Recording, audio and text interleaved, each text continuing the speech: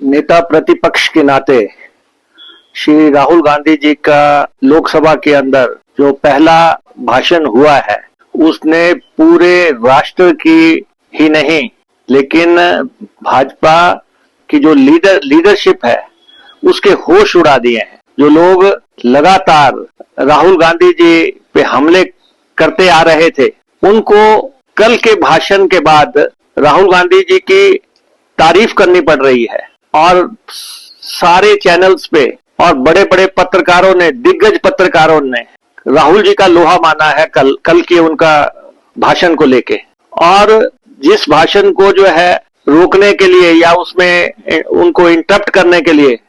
प्रधानमंत्री को खड़ा होना पड़ जाए, जिस भाषण को इंटरप्ट करने के लिए डिफेंस मिनिस्टर को खड़ा होना पड़ गया, होम मिनिस्टर को खड़ा होना पड़ गया और जो है रूरल डेवलपमेंट मिनिस्टर के सहित जो है आदि कैबिनेट को खड़ा होना पड़ गया, तो आप समझ सकते हैं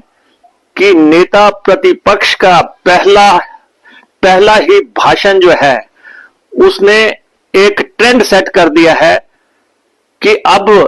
देश के मुद्दे संसद के अंदर उठेंगे और पूरी गंभीरता से उठेंगे। और राहुल गांधी जी ने जो मुद्दे उठाए हैं उनका जवाब भाजपा के पास नहीं है। जिस पार्टी ने पूरे पिछले दशकों से धर्म की राजनीति की, उनको शिवजी भगवान की, भोलेनाथ की तस्वीर पे भी ऐतराज हो गया। जब राहुल जी ने वो तस्वीर दिखाई उस पे भी ऐतराज हो गया, तो राहुल जी ने बिल्कुल सही कहा कि तीर जो है बिल्कुल ठिकाने पे जाके लगा है। और भारतीय जनता पार्टी को समझ आ गया कि एक तो पूर्ण बहुमत नहीं है पार्टी के पास, जो 400 की बात करते थे, पूर्ण बहुमत नहीं है। ऊपर से राहुल जी के नेता प्रतिपक्ष बनते ही पूरे देश की राजनीति का आकार और पूरा जो है इतिहास और भूगोल बदल गया है। और ये समझ में आ गया भारतीय जनता पार्टी को कि आने वाला समय आसान नहीं है,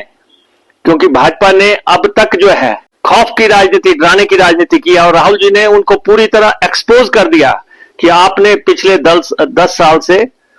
एजेंसियों का दुरुपयोग करके किस ढंग से आपने पूरे देश में जो है डर का माहौल, खौफ का माहौल तैयार किया,